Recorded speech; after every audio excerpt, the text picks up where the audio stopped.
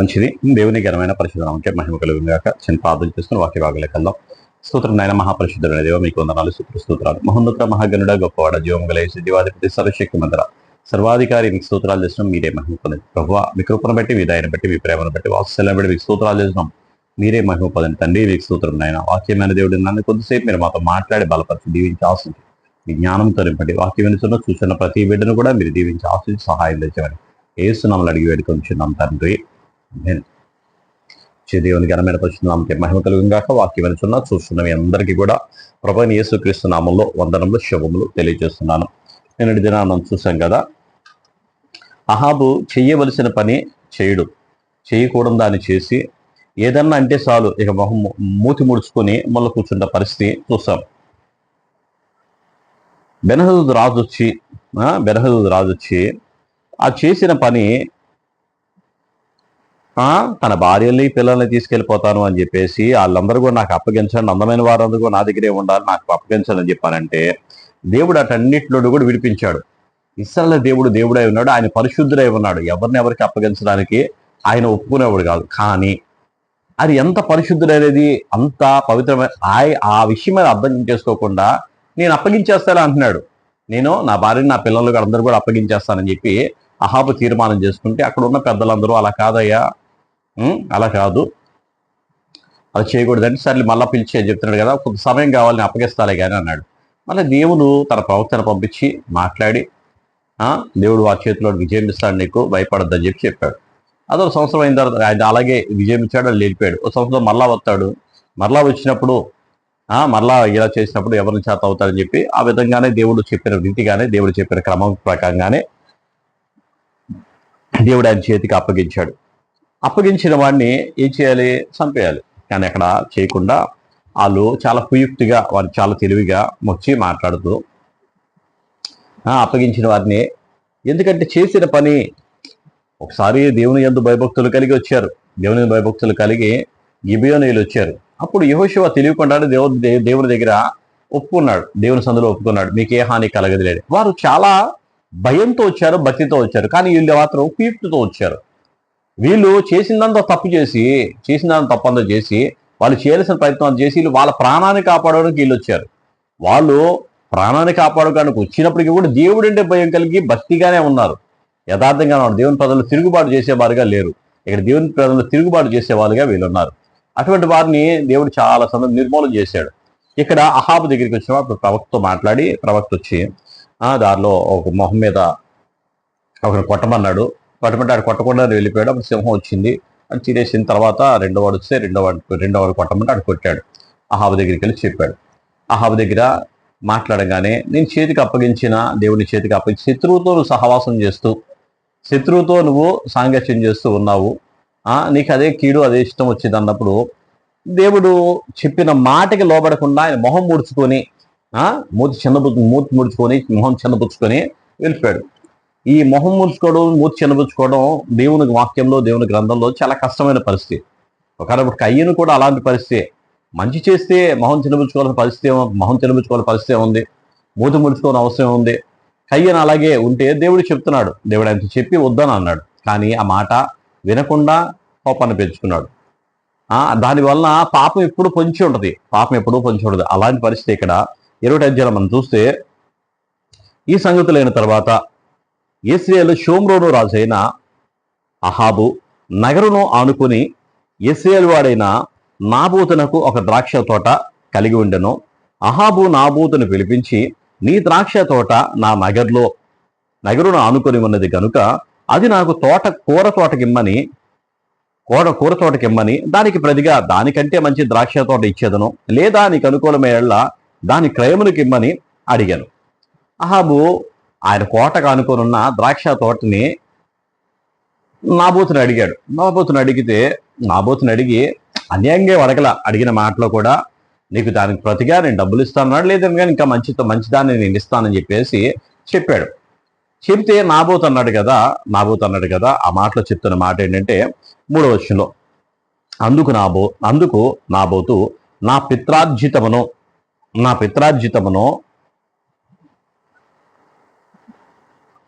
పిత్రార్జితము నీకీయనని ఇశ్రాయేలుడైన నాబోతు తనతో చెప్పిన దాన్ని బట్టి అహాబు మూతి ముడుచుకున్నవాడై కోపముతో తన నగరులకు పోయి మనసు మీద పరుండి ఎవరితోనూ మాట్లాడక భోజనం చేయక ఉన్నాడు.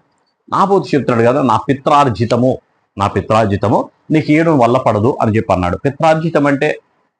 పిత్రార్జితం అంటే ఈ నాబోతుకి వచ్చిన ఈ పొలం, నాబోతుకి వచ్చిన ఈ పొలము ఎప్పుడైతే యెహోషువ దగ్గర నుండి, మోషే దగ్గర నుండి తన పితరులందరూ యుద్ధం చేసి పితరులందరూ పోరాటం చేసి దేవుడిచ్చిన స్వాస్యము కనాను దేశంలో ఆ ప్రజలకు ఇచ్చిన స్వాస్యంలో భాగము నాబోతుకు వచ్చింది.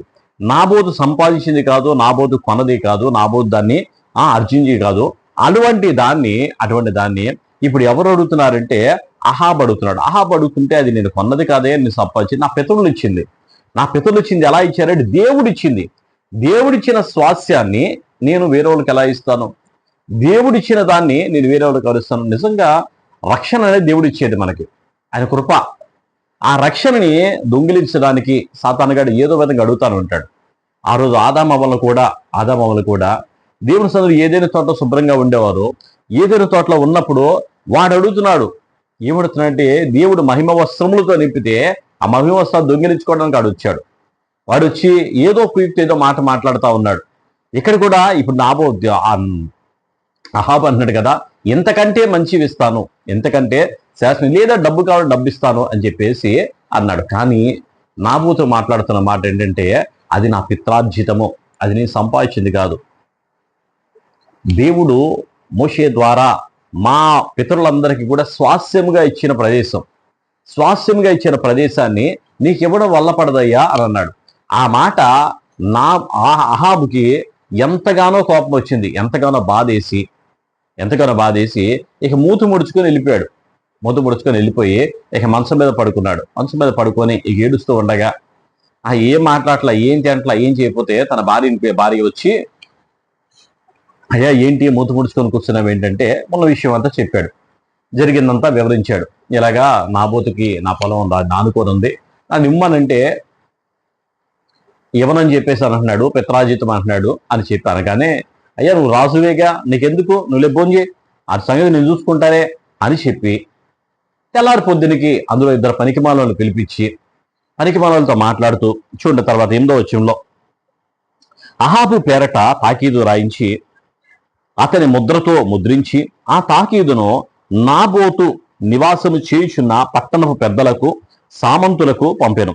ఆ తాకీదులో వ్రాయించినది ఏమనగా, ఉపవాస దినము జరగవలడని మీరు చాటించి నాబోతును జనుల ఎదుట నిలవబెట్టి నీవు దేవుని రాజును దూషించితివి అని అతని మీద సాక్ష్యం పలుకుటకు పనికి మాలిన 2 మనుషులను సిద్ధపరచుడి.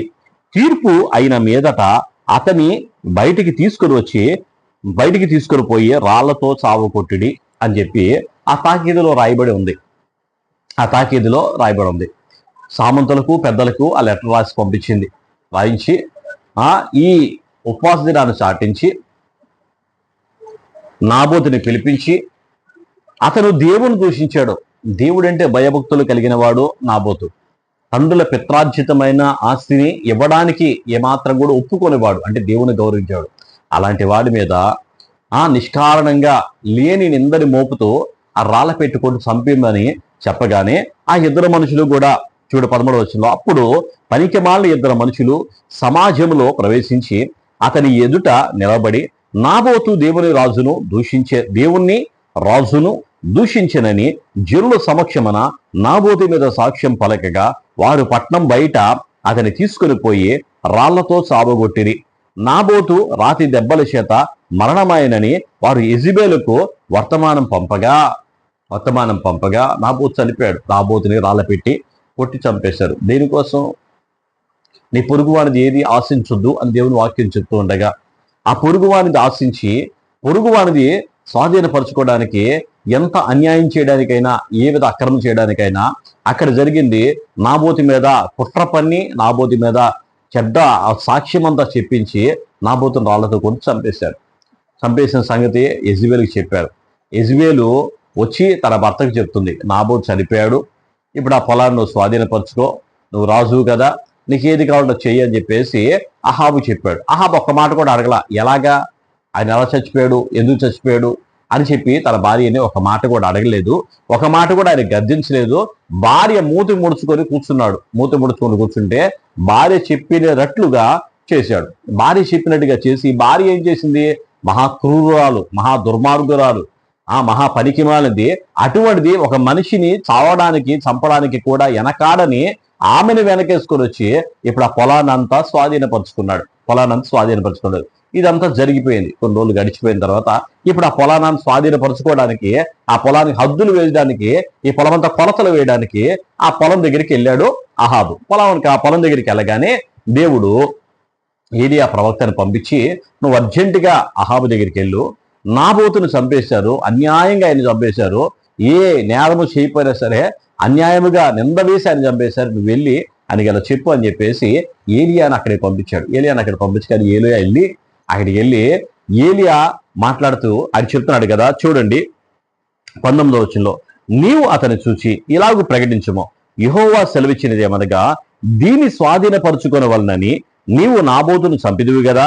యెహోవా సెలవిచ్చినది ఏమనగా, ఈ స్థలమందు కుక్కలు నాబోతు రక్తమును నాకే, ఏ స్థలమందు కుక్కలు నాబోతు రక్తము నాకెనో ఆ స్థలమందే కుక్కలు నీ రక్తమును కూడా నిజముగా నాకునని అతనితో చెప్పాను. అంతటా అహాబు ఏలియాను చూచి, నా పగవాడా నీ చేతిలో చిక్కి తినే, నా పగవాడా నీ చేతిలో చిక్కి తినే అని అంటున్నాడు. ఎవరు పగవాడు?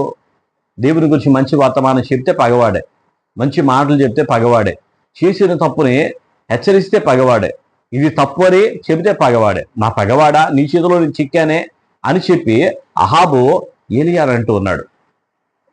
అంతకుముందు ఆయన చేసిన దాన్ని బట్టి నువ్వు చేయడం వల్లే 3 సంవత్సరాల వర్షాలు లేవని చెప్పి ఏలియాతో అంటున్నాడు. నేను చేయడం వల్ల కాదు, నువ్వు చేసిన తప్పుడు పని వల్ల. నువ్వు దేవుని ఆరాధించాలి, దేవుని మహిమపరచకుండా నిష్టానుసారంగా ఉంటే దేవుని యొక్క కనికరము లేక వర్షం భూమి మీద పడలేదు అని చెప్పి ఆ రోజు చెప్పాడు. ఆయన చంపడానికి అనేక ప్రాంతాలు ఎతికాడంట. అయ్యే ఆ జనములందరి దగ్గర విచారించాడట, కానీ ఎక్కడా దొరకలా. కానీ అయినప్పటికీ కూడా ఏలియానే వచ్చి అక్కడ మహావర్షం కురవడానికి మహాప్రార్థన చేసి గొప్పగా అక్కడ దేవుని మహిమపరిచిన సందర్భం. అదైన తర్వాత ఈ రోజు వచ్చి మరలా అన్యాయంగా చేస్తే నువ్వు అన్యాయం చేసావని చెప్పినప్పుడు ఏమాత్రం కూడా చలనం లేదు, ఏమాత్రం కూడా బాధపడలా. నా పగవాడా నీ కన్నుల్లో పడ్డానని నేను, నీ దృష్టికి వచ్చిందా ఇది ఎంత కష్టమైపోద్ది అని చెప్పి అప్పుడు కూడా మూతి ముడుచుకుంటా ఉన్నాడు, అప్పుడు కూడా బాధపడతా ఉన్నాడు, అప్పుడు కూడా ఏడుస్తానే ఉన్నాడు. అందుకే చేసిన తప్పుడు బట్టి పశ్చాత్తాపడలా. అయ్యో నిజమే కదా, అన్యాయంగా ఒక మనిషిని నేను చంపేశానే అని చెప్పి బాధపడలా. అలాగే ఇజ్రాయేలు కూడా ఇదే ప్రదేశంలో కుక్కలు దాన్ని పీక్కు తినేస్తాయి అని చెప్పి చెప్పాడు. అలా చెప్పినప్పుడు చూడండి, తన భార్య అయిన 25వ వచనం, తన భార్య అయిన ఇజ్రాయేలు ప్రేరేపణ చేత యెహోవా దృష్టికి కీడు చేయు తన్ను తాను అమ్ముకొనిన అహాబు వంటి వాడు ఎవ్వడునూ లేడు. ఇశ్రాయేలు ఎదుట నిలవకుండా యెహోవా వెళ్ళగొట్టిన అమ్మోరియల ఆచార్యతగా విగ్రహములను పెట్టుకొని అతడు బహుహేయముగా ప్రవర్తించెను. అహాబు ఆ మాటలు విని తన వస్త్రములు చింపుకొని గోనెపట్ట కట్టుకొని ఉపవాసముండి గోనెపట్ట మీద పరుండి వ్యాకుల పడుచుండగా యెహోవా వాక్కు తిష్బీడని ఏలియాకు ప్రత్యక్షమై ఇలాగ సెలవిచ్చెను, అహాబు నాకు భయపడి వినయముగా ప్రవర్తించడం చూచితివా?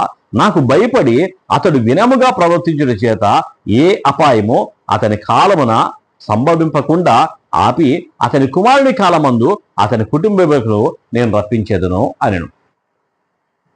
అప్పుడు ఏడ్చాడంట, పశ్చాత్తాపడ్డాడంట, దేవుని దగ్గర వ్యాకులు పడి బట్టలు చింపుకొని గోనెపట్టా కట్టుకొని, అయ్యా నా తప్పేనయ్యా, నా బోధ పొలాన్ని నేను అన్యాయంగానే ఆక్రమించాను, నా భార్య చెప్పిన దాన్ని బట్టి చేశానని చెప్పేసి ఎంతగానో ఏడుస్తూ ఉన్నాడంట. ఎంతగానో బాధపడుతున్న దాన్ని దేవుడు చూశాడు. దేవుడు చూసి దేవుడు కనికరించి దేవుడు ఆలోచన చేసి మళ్ళా ప్రవక్తను పంపించి, చూసావా అహాబు ఎంత బాధపడు, వాడు తెలియక చేశాడు, పోన్లే క్షమించు అని అన్నాడు. వాడు తెలియక చేశాడు, పోన్లే క్షమించు అని చెప్పని అతని దినాల్లో కాకుండా తన కుమారుడి దినాల్లో ఆ శాపాన్ని ఆ కుమారుడి దినాల్లో పంపిద్దాంలే అని చెప్పని వాడిని అక్కడ క్షమించాడు.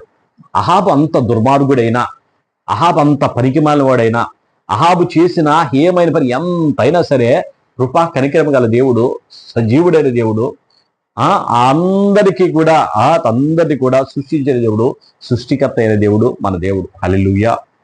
ఎంతటి ఘోర పాపినైనా క్షమించి ఆయన కరుణం చేత, ఆయన కృప చేత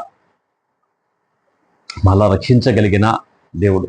అతను రావాల్సిన శిక్షనంతా కూడా ఆయన క్షమించాడు. ఆయన ఆ శిక్ష రాకుండా ఆయన్ని ఆపాడు. దేవుడి మాటలు దీవించి ఆశ్రయించడు గాక. ఆమేన్. కూడా